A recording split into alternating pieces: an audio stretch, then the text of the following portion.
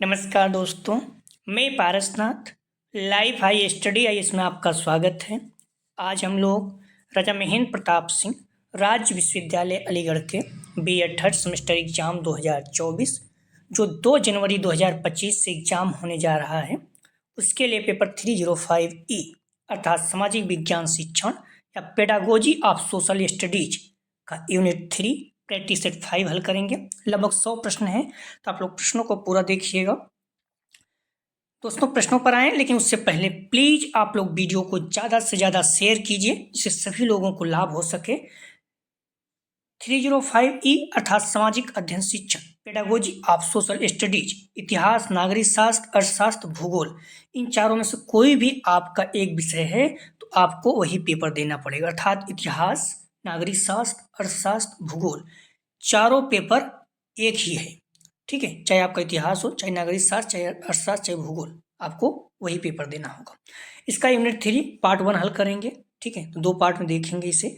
Set 5 है, इसके पहले 4 प्रैक्टिस सेट हल कर चुके हैं। यदि आप लोग नहीं देखें, डिस्क्रिप्शन में जाकर लिंक आप प्लेलिस्ट 305A इस जगह पे क्लिक करेंगे, सारे वीडियो आपको क्रम से मिल जाएगी, या फिर आप प्लेलिस्ट में जाकर देख सकते हैं। कोई क्यूरी है तो 9654302596 पर मैसेज करके पूछ सकते हैं। आइए देखते हैं प्रश्नों को। पहला प्रश्न है, सामूहिक वाद विवाद में शिक्षक का कार्य होता है, ये निर्देशक का भी, निरीक्षण का, C A B दोनों का, D इनमें से किसी का नहीं। तो सामूहिक वाद विवाद में शिक्षक का क्या कार्य होता है? तो सही जवाब हो जाएगा, ध्यान रखना आप लोग, C, निरीक्षक, निर्देशन और निरीक्षण दोनों का। अगला प्रश्न है, सामूहिक वाद विवाद में छात्र होते हैं, एक कम सक्रिय, भी अधिक सक्रिय, C A B दोनों, D इनमें से कोई नहीं। सामूहिक वाद विवाद में छात्र होते हैं, तो सही जवाब हो जाएगा, ध्यान रखना।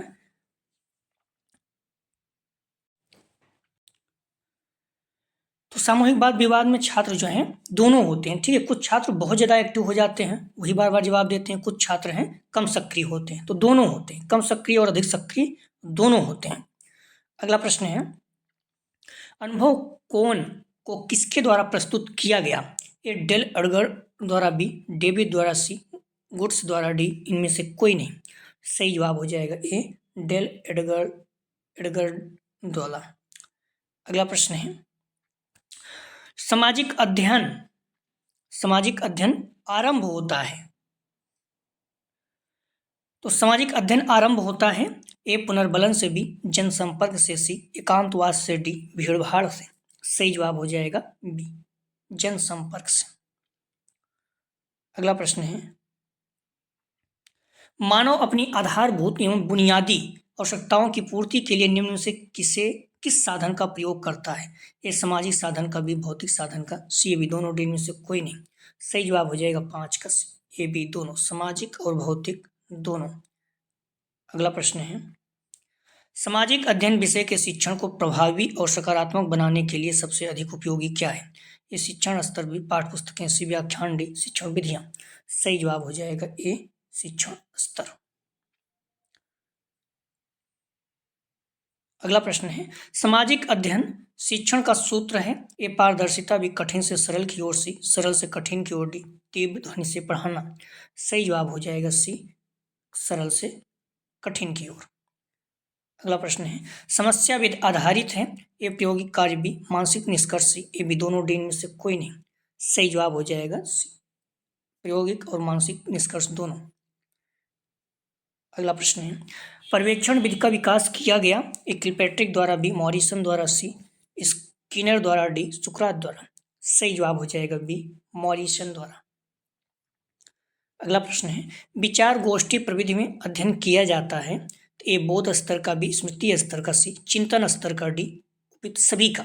सही जवाब हो जाएगा D उपयुक्त सभी का।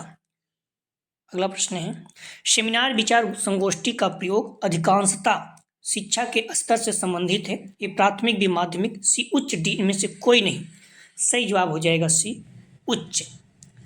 अगला प्रश्न है, उपचारिक शिक्षण विधि है, ए प्रश्नोत्तरी विधि, B योजना विधि, C पर्यवेक्षण विधि, D उपयुक्त सभी। सही जवाब हो जाएगा D उपयुक्त सभी। अगला प्रश्न है, पाठ्यक्रम का अंग्रेजी रूपांतरण है, A curriculum, B curriculum, C किलम, D इनमें से कोई नहीं।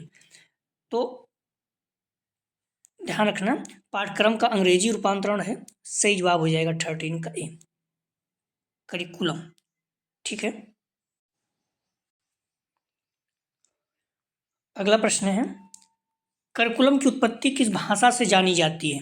सही जवाब हो जाएगा ए, लैटिन भाषा से। अगला प्रश्न है, पाठ्यक्रम किन दो के बीच की कड़ी है? तो ए शिक्षक और शिक्षा छात्री बी, छात्र और प्रशासक सी, प्रचार और शिक्षक डी, इनमें से कोई नहीं। सही जवाब हो जाएगा ए, शिक्षक और शिक्षा शास्त्री। अगला प्रश्न है, करिकुलम की उत्पत्ति लैटिन भाषा के किस शब्द से हुई? सही जवाब हो जाएगा 16 का ए, क्यूरेरे। अगला प्रश्न है, पाठचर्या का संबंध निम्न से किससे होता है जो अनुभव से प्राप्त होता है? ए खेल से प्राप्त होता है, बी पुस्तकालय से प्राप्त होता है, सी कक्षा कक्ष की क्रियाओं से प्राप्त होता है, डी उपयुक्त सभी। सही जवाब हो जाएगा डी, उपयुक्त सभी। अगला प्रश्न है, क्यूरेरेस का संबंध है ए तालाब से, बी दौड़ के मैदान से, सी खेल के मैदान से, डी इनमें से कोई नहीं। सही जवाब हो जाएगा बी, दौड़ के मैदान से। मोस्ट इंपॉर्टेंट में रखिएगा, बार बार ये पूछा जाता है। अगला प्रश्न है, पाठ्यक्रम की सभी क्रियाओं का प्रारूप होता है? ए विद्यालय, बी समुदाय, सी घर, डी इनमें से कोई नहीं। सही जवाब हो जाएगा ए, विद्यालय। अगला प्रश्न है, पाठ्यक्रम निर्धारण में महत्वपूर्ण आधार है? ए दार्शनिक, बी मनोवैज्ञानिक, सी सामाजिक, डी उपयुक्त सभी। सही जवाब हो जाएगा 20 का डी, उपयुक्त सभी। अगला प्रश्न है, पाठ्यक्रम को प्रभावित करने वाला कारक है? ए शासन प्रणाली, बी परीक्षण प्रणाली, सी अध्ययन प्रणाली, डी उपयुक्त सभी। सही जवाब हो जाएगा डी, उपयुक्त सभी। अगला प्रश्न है, पाठ्यक्रम केंद्रित होता है? ये बालक केंद्रित, बी विषय केंद्रित, सी कार्य केंद्रित, डी उपयुक्त सभी। सही जवाब हो जाएगा 22 का। ठीक है, मुख्य रूप से ध्यान रखना, जो पाठ्यक्रम होता है ये बालक केंद्रित होता है, लेकिन लगभग इसमें सभी दिया गया है तो सभी हो जाएगा। ठीक है, किसी एक को चुनना होता तो बालक केंद्रित हो जाता। अगला प्रश्न है, माध्यमिक स्तर का पाठ्यक्रम केंद्रित होता है? तो सही जवाब हो जाएगा 23 का ए, विषय केंद्रित। अगला प्रश्न है, पाठ्यक्रम शब्द किस भाषा का है? सही जवाब हो जाएगा ए, लैटिन।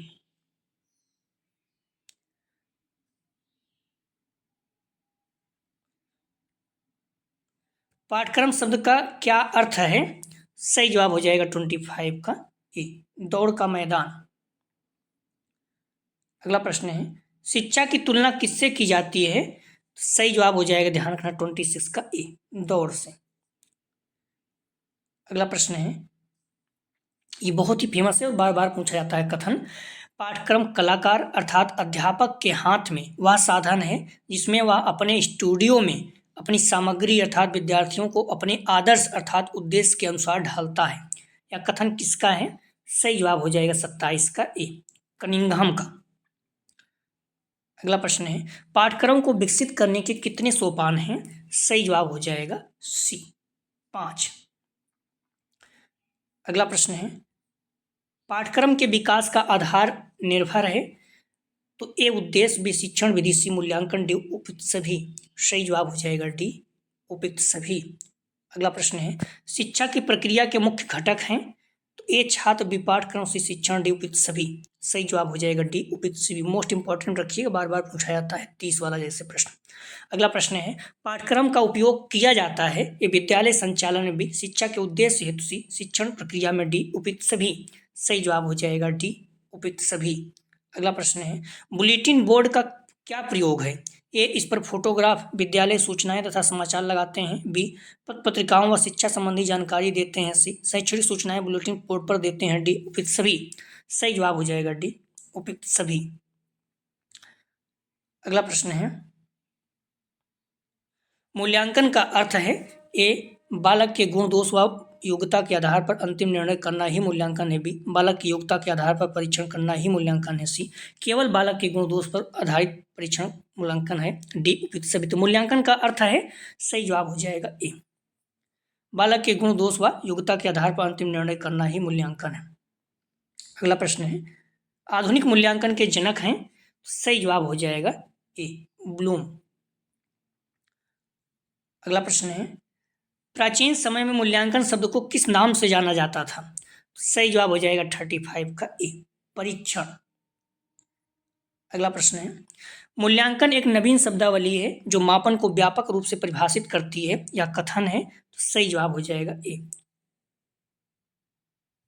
राइनस्टोन का। अगला प्रश्न है, मूल्यांकन उद्देश्य प्राप्ति के चतुर्मुखी प्रक्रिया है, ए बालक, बी शिक्षक, सी पाठ्यक्रम, डी उपयुक्त सभी। सही जवाब हो जाएगा डी, उपयुक्त सभी। अगला प्रश्न है, मूल्यांकन एक ऐसी प्रक्रिया है जो शिक्षण में मूल्य व उद्देश्य के मध्य तुलना करता है या कथन है। सही जवाब हो जाएगा बी, जेरोमेली का।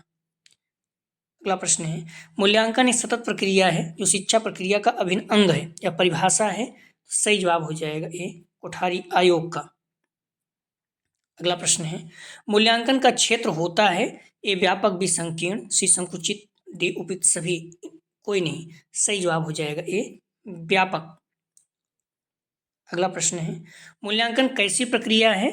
सही जवाब हो जाएगा बी, दीर्घकालीन। ठीक है, मूल्यांकन व्यापक और दीर्घकालीन प्रक्रिया है। अगला प्रश्न है, मूल्यांकन का संबंध किससे है। तो सही जवाब हो जाएगा ए, शिक्षण से। अगला प्रश्न है, मूल्यांकन किया जाता है। सही जवाब हो जाएगा सी, एक निश्चित समय पर किया जाता है। अगला प्रश्न है, मूल्यांकन का संबंध इनमें से किससे है। सही जवाब हो जाएगा ए, पाठचर्या से।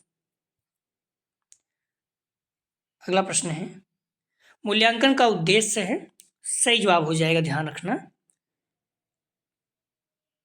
ये नवीन शिक्षण विधियों की खोज, भी शिक्षण प्रक्रिया में सुधार, सी बालकों को सीखने के लिए प्रेरित करना, डी बालकों के समग्र विकास में सहायता होना, डी उपयुक्त सभी।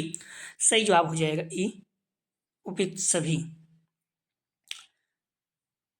अगला प्रश्न है,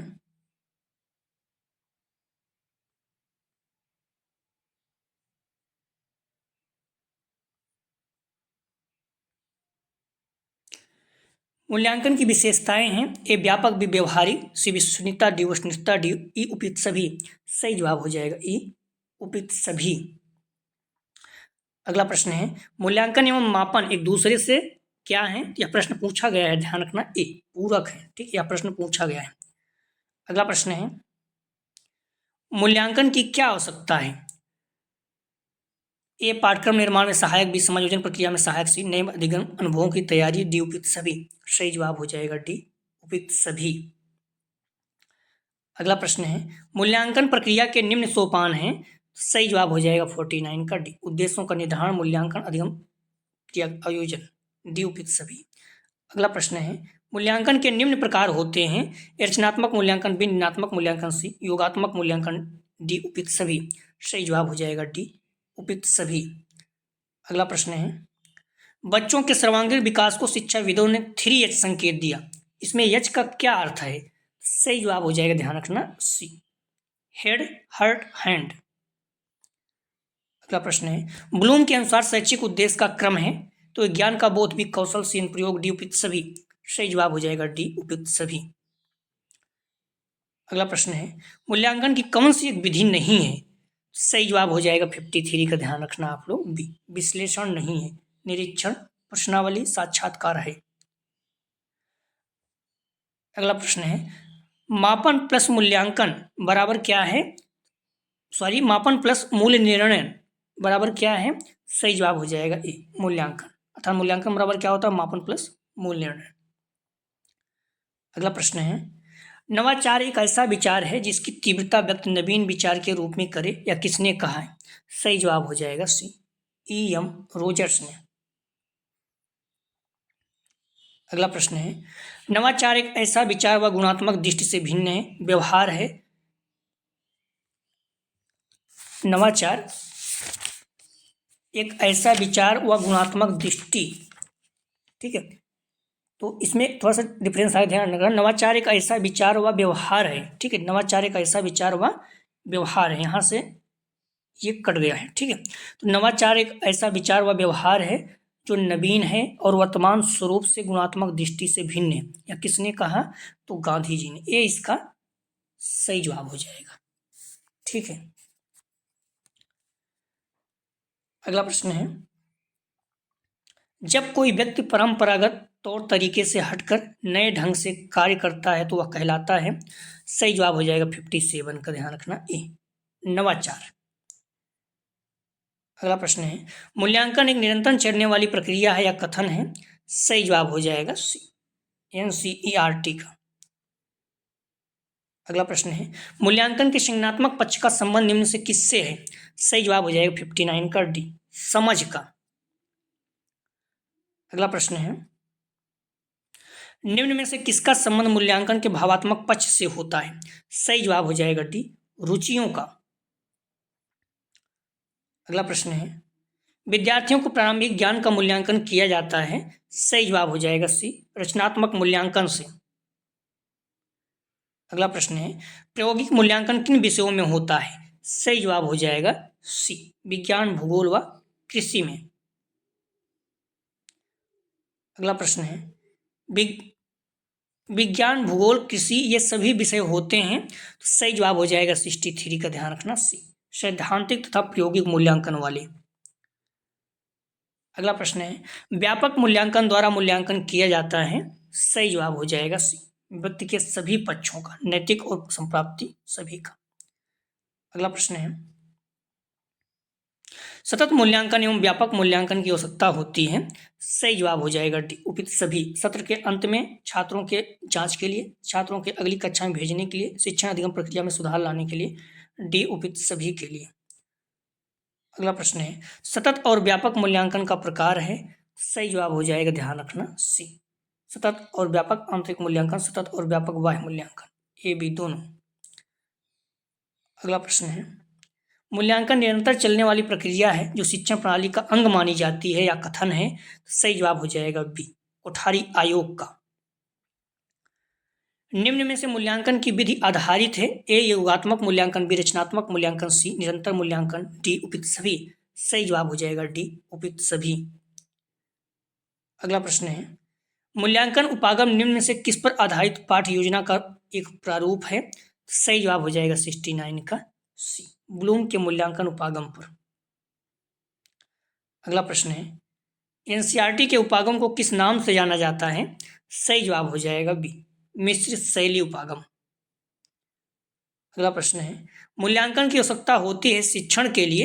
ये विद्यार्थियों की अधिगम कठिनाई को दूर करना, भी अध्यापक की कार्यकुशलता व सफलता का मापन करने के लिए, सी, समायोजन प्रक्रिया में सहायक होने के लिए, डी, उपयुक्त सभी। सही जवाब हो जाएगा डी, उपयुक्त सभी। अगला प्रश्न है, मूल्यांकन हेतु प्रश्नों के प्रकार हैं। ए, दीर्घ प्रश्न, बी, अति लघुत्तरी व लघुत्तरी प्रश्न, सी, वस्तुनिष्ठ प्रश्न, डी, उपयुक्त सभी। सही जवाब हो जाएगा डी, उपयुक्त सभी। अगला प्रश्न है, मापन मूल्यांकन का वह भाग है जो प्रतिशत, मात्रा, अंक, मध्यमान और औसत के रूप में व्यक्त किया जाता है या कथन है? सही जवाब हो जाएगा ए, बेशले का। मूल्यांकन करने के लिए निम्न है। ए, संचयी रिकॉर्ड, बी, रेटिंग एक्सेल, सी, परीक्षण, डी, चेकलिस्ट, ई, उपयुक्त सभी। सही जवाब हो जाएगा ई, उपयुक्त सभी। पाठ योजना का मूल्यांकन कौन करता है? सही जवाब हो जाएगा बी, अध्यापक द्वारा। अगला प्रश्न है, मूल्यांकन के दो प्रकार कौन कौन से हैं? ए, संरचनात्मक, बी, योगात्मक, सी, ए, बी दोनों, डी, इनमें से कोई नहीं। सही जवाब हो जाएगा सी, ए, बी दोनों। अगला प्रश्न है, मूल्यांकन की कौन कौन सी तकनीकें प्रयोग की जाती हैं? ए, अवलोकन, बी, साक्षात्कार, सी, प्रश्नावली, डी, उपयुक्त सभी। सही जवाब हो जाएगा डी, उपयुक्त सभी। अगला प्रश्न है, निम्न में से मूल्यांकन की तकनीक प्रयोग की जाती है। ए, प्रक्षेपी तकनीक, बी, स्व रिपोर्टिंग, सी, केस स्टडी, डी, उपयुक्त सभी। सही जवाब हो जाएगा डी, उपयुक्त सभी। अगला प्रश्न है, मूल्यांकन करने के लिए सबसे लोकप्रिय उपकरण टेस्ट अर्थात परीक्षण है, इसमें शामिल है। सही जवाब हो जाएगा, ध्यान रखना ए, प्रदर्शन परीक्षण, बी, मौखिक परीक्षण, से लिखित परीक्षण, डी, उपयुक्त इनमें से सभी। सही जवाब हो जाएगा डी, इनमें से सभी। अगला प्रश्न है, प्रक्षेपी तकनीक का प्रयोग किया जाता है। सही जवाब हो जाएगा, ध्यान रखना ए, व्यक्तित्व मूल्यांकन में, बी, डेटा एकत्र करने में, सी, या किसी की आंतरिक भावना को अचेतन तरीके से प्रदर्शन करने में सहायता करता है, डी, उपयुक्त सभी। सही जवाब हो जाएगा डी, उपयुक्त सभी। अगला प्रश्न है, प्रोजेक्टिव तकनीक के उदाहरण है। सही जवाब हो जाएगा 81 का डी।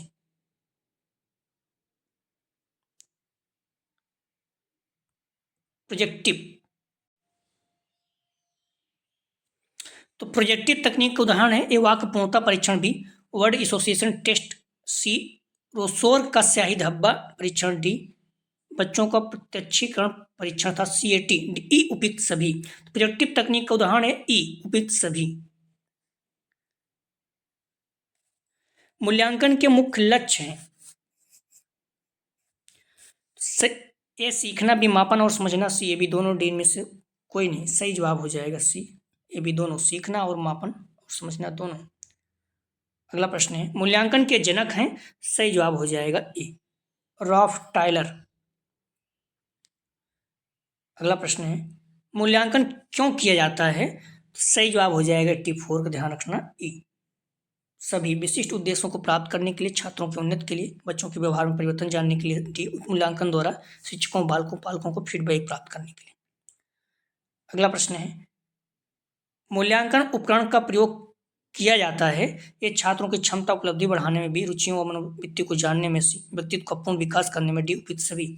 सही जवाब हो जाएगा डी उपयुक्त सभी। अगला प्रश्न है मूल्यांकन उपकरण इनमें से क्या है, सही जवाब हो जाएगा 86 का D A computer, B microscope और सी ब्लैक बोर्ड, डी उपयुक्त सभी। अगला प्रश्न है मूल्यांकन की तकनीक विद्यार्थी के लिए सहयोगी है, सही जवाब हो जाएगा 87 का सी।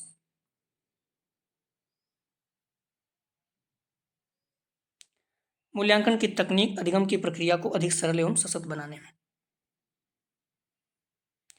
प्रश्न पत्र के निर्माण में शिक्षक की क्या भूमिका है, तो ये निर्धारण पाठ्यक्रम के आधार पर पत्र का खाका तैयार करना, भी प्रश्न पत्र के प्रारूप, प्रश्न पत्र के यहाँ पर रहेगा, ठीक है, प्रश्न पत्र के प्रारूप बनाना, प्रत्येक अभ्यर्थी में प्रश्न का उचित चुनाव करना, डी उपयुक्त सभी। तो सही जवाब हो जाएगा डी उपयुक्त सभी।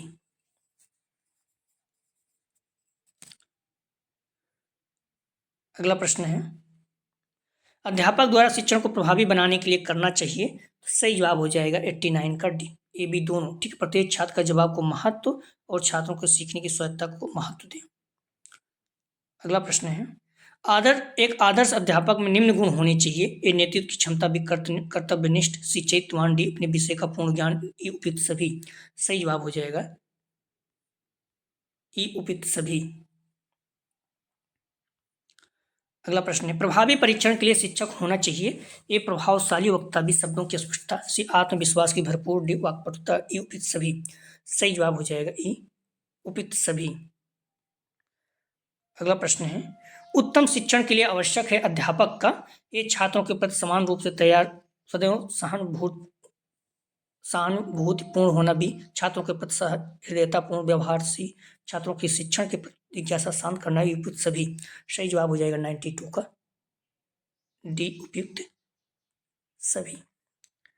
अगला प्रश्न है एक अच्छा शिक्षक निपुण होना चाहिए, ए अपनी शिक्षण विधियों का ज्ञान व सहानुभूत, बी अपने शिक्षण विषय का पूर्ण ज्ञान होना, सी जीवन के विभिन्न क्षेत्रों की जानकारी, डी कुशल अभिव्यक्ति व सहयोग, ई उपयुक्त सभी। सही जवाब हो जाएगा ई उपयुक्त सभी। लगभग 100 प्रश्न है, तो प्रश्नों को आप लोग पूरा देखिएगा। अगला प्रश्न है एक आदर्श शिक्षक के गुण होने चाहिए, ये प्रभावशाली संप्रेषण, प्रभावशाली व्यक्तित्व, बी शिक्षण में संचार के सभी तरीकों में कुशल व योग, सी बोलना सुनना पढ़ना लिखना में कुशल, डी उपयुक्त सभी। सही जवाब हो जाएगा डी उपयुक्त सभी। अगला प्रश्न है एक आदर्श शिक्षक कौन है, सही जवाब हो जाएगा 95 का ए जो समाज के सभी मजबूरियों से मुक्त हो। अगला प्रश्न है एक आदर्श शिक्षक को, सही जवाब हो जाएगा 96 का ध्यान रखना। पाठ से आगामी क्रियाओं में रुचि लेना, हमेशा कुछ न कुछ सीखने के लिए प्रयासरत रहना, अच्छा विद्यार्थी बना रहना चाहिए, सीखना और सिखाना, डी उपयुक्त सभी। तो सही जवाब हो जाएगा डी उपयुक्त सभी। अगला प्रश्न है एक अच्छे शिक्षक को प्रश्न पत्र बनाते समय ध्यान रखना चाहिए, ए प्रश्न विषय वस्तु से संबंधित हो, बी प्रश्न प्रविष्ट उद्देश्यों पर आधारित हो, सी प्रश्नों की भाषा सरल हो, डी उपयुक्त सभी। सही जवाब हो जाएगा डी उपयुक्त सभी। अगला प्रश्न है प्रश्न पत्र बनाने का क्या उद्देश्य है, सही जवाब हो जाएगा 98 का ए छात्रों द्वारा अर्जित ज्ञान की जांच करना। अगला प्रश्न है, एक अच्छा प्रश्न पत्र सेट करते समय शिक्षक को किन बातों का ध्यान रखना चाहिए? ए, प्रश्न पत्र में विश्वसनीयता होनी चाहिए। बी, छात्रों की प्रश्नों की संख्या पर्याप्त होनी चाहिए। सी, प्रश्नों को छात्र आसानी से समझ सकें। डी, उपयुक्त सभी। सही जवाब हो जाएगा डी, उपयुक्त सभी। अगला प्रश्न है, अच्छे प्रश्न पत्र का उपयोग, ए समर्थक B relay, C A B दोनों, डी व्यापक विस्तार। अच्छे प्रश्न पत्र का उपयोग, सही जवाब हो जाएगा 100 का सी, ए बी दोनों, समर्थक और, ध्यान रखना, समर्थक और रिले दोनों। कुछ प्रश्न का जवाब आप लोग जरूर दें, एग्जाम में सीधा सीधा पूछ सकता है। ठीक है, यूजीसी का पूरा नाम है, A university grant commission, B university grade command, C united grant commission, D urban ग्रामीण सेंटर। अगला प्रश्न है, मूल्यांकन निरंतर चलने वाली प्रक्रिया है जो शिक्षा प्रणाली का अंग मानी जाती है, किसका कथन है? ए मुदालियार आयोग, बी विश्वविद्यालय अनुदान आयोग, सी कोठारी आयोग, डी शिक्षा आयोग। अगला प्रश्न है, भूगोल और अर्थशास्त्र शिक्षण विषय हैं, ए उच्च सा संबंधी, बी सामान्य सा संबंधी, सी निम्न सा संबंधी, डी सा संबंधित नहीं। अगला प्रश्न है, हिस्ट्री शब्द की उत्पत्ति मानी जाती है, ए जर्मन भाषा से, बी ग्रीक भाषा से, लैटिन भाषा से, डी बी सी दोनों से। अगला प्रश्न है, लघु कक्षाओं में 40-50 मिनट की मात्रा में छात्रों को भ्रमण कराया जा सकता है, ए विद्यालय के पास पड़ोस की भूमिका, बी फसलों का, सी लोगों के खान पान का, डी उपयुक्त सभी का। तो लिंक आप प्लेलिस्ट आप डिस्क्रिप्शन में जाएंगे, यहाँ पर क्लिक करेंगे, सारी वीडियो क्रम से मिल जाएगी, फिर प्लेलिस्ट में जाकर भी कर सकते हैं। कोई क्यूरी है 9654302596 मैसेज कर सकते हैं। अगला जो प्रैक्टिस सेट हल करेंगे यूनिट 3 का पार्ट 2। ठीक है, तो प्लीज़ वीडियो को लाइक और शेयर कीजिए। वीडियो देखने के लिए धन्यवाद दोस्तों।